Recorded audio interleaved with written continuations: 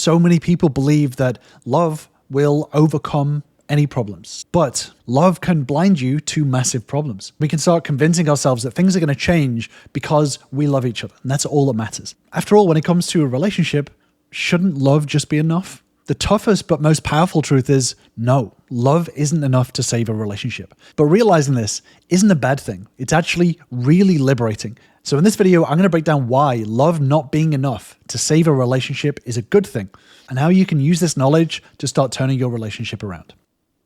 So if you think about relationships, you can be deeply in love, but still be hurt by your partner's actions. Maybe this sounds familiar to you. It's a scenario that plays out countless times over and over again. There can be a toxicity that builds up in relationships, and this toxicity can be left unchecked. And the reason why is oftentimes that this is rooted in the dangerous belief that love can conquer all, right?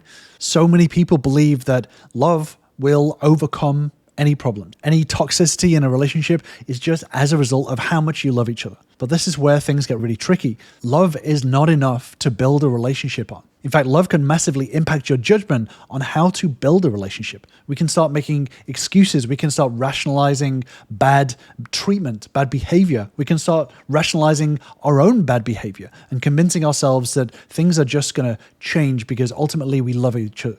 And just before I move forward, if you do want more videos like this on building and growing healthy relationships, then feel free to subscribe to my channel for new videos every single week. And this isn't just anecdotal. This is backed by a lot of psychological research. There's this idea of what we call the halo effect, which causes us to attribute positive qualities to people that we're attracted to. Couple that with confirmation bias, which is looking for reinforcements of our own beliefs. This kind of makes us selectively focus on information that supports our own beliefs about the relationship. So we can look at our partners in a good light and ignore any evidence to counter that. And the real cost of this is that we end up coming up with these blinders on. We can spend a lot of years not acting on a relationship, not making changes to a relationship in order for it to be healthy and positive. We can end up in situations where we put all of our dreams on hold, self-worth becoming shattered, simply becoming a passive participant in a relationship that we should be having more of an influence and decisions over, staying in a relationship that we should be actively working on, letting things get to a very toxic place.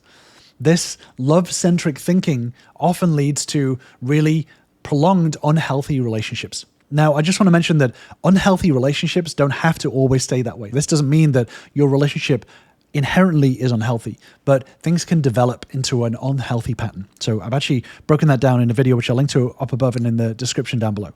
But we can become so fixated on this idea of love conquering everything that we forget to address actual discords in a relationship.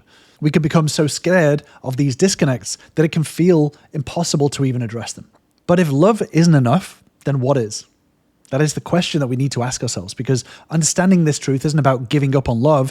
It's about recognizing that healthy relationships require more than just intense feelings. The feelings part is pretty easy.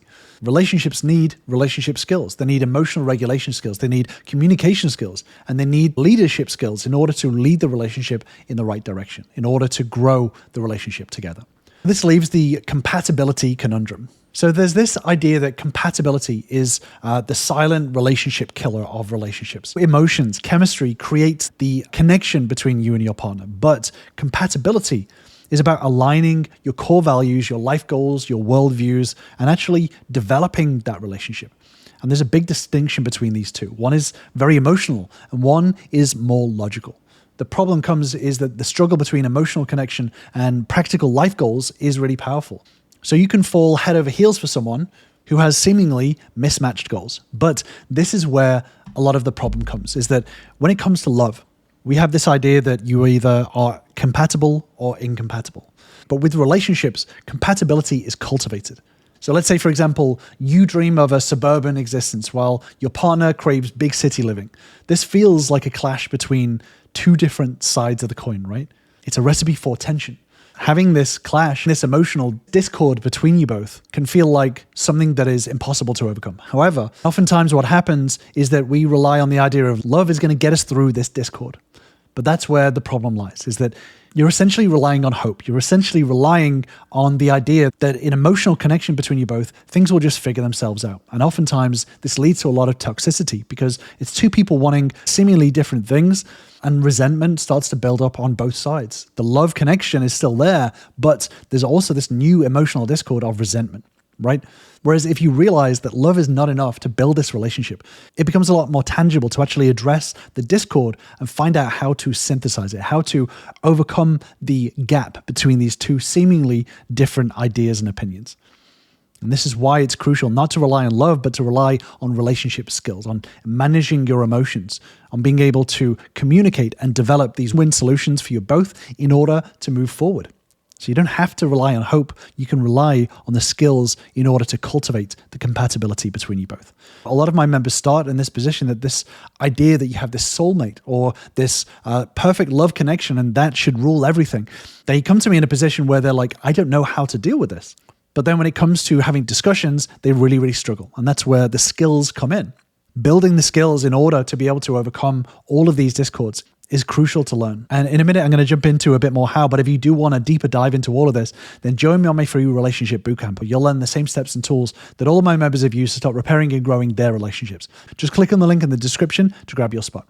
Once you start to learn these skills, you can start to cultivate this alignment on all of these aspects, leading to long-term growth and stability within the relationship. So if love and compatibility can conflict, what is the solution?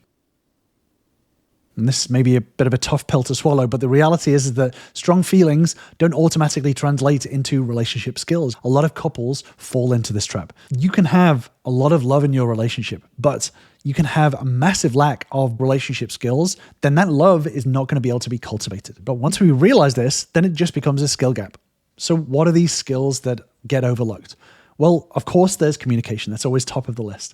Communication is crucial in overcoming all of the discords, being able to communicate well, actively listen, being able to talk in a non-violent way. Communication is crucial for overcoming all of these discords. But so many people assume that that's all you need to do. You just need to know how to talk about things. And that's often where they find they become stuck, because underneath communication is your ability to handle your emotions. So within communication, even if you're saying the right words, if you're angry inside, if you're resentful, if you're crumbling whilst talking to them, it doesn't matter the words that you say, your communication is going to break down. So that's why emotions are really crucial for managing to communicate effectively. But managing emotions isn't enough. It's also important to have a growth mindset. This growth mindset impacts everything. It impacts the way that you manage and grow your emotional regulation, your emotional intelligence. When you adopt a growth mindset, it stops it from becoming just tolerating your emotions and managing your emotions and being able to hold off on shouting in conversations,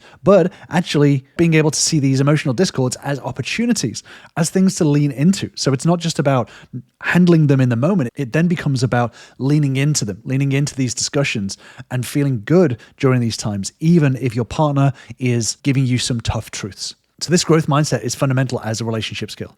Like we said, this impacts both the emotions, but it also impacts the communication directly as well, because you'll be approaching different kinds of conversations, more effective conversations, more important conversations, conversations that directly address the root of the discords in the relationship. So you'll have much more effective conversations as well. So these are the three essential relationship skills that need to be learned instead of simply relying on the idea that love is going to be enough. And it means that you're actively leaning in to the discords within the relationship, developing it past the love connection and actually developing it into a healthy, strong relationship. And I've spoken about this in a deeper dive video, which I'll link to on the screen. But a lot of people think that when things get to a toxic place, that it's completely irreparable, right? This whole idea that things have gone so far that it's impossible to save. But this is not true. When things get to a toxic place, it's because you've relied on love and you haven't actually started to build the skills to get out of that toxic place. But just because there's toxicity doesn't mean that you can't learn and build the skills in order to turn the relationship around. And this is what a lot of my members have found once they've started working on things, that they found that the toxicity in their relationship that they thought was inherent has actually gone out of the window. It's been diffused, and now their relationship is in a much healthier direction. So I'm going to leave you with that video on turning around a toxic relationship, and I will see you over there.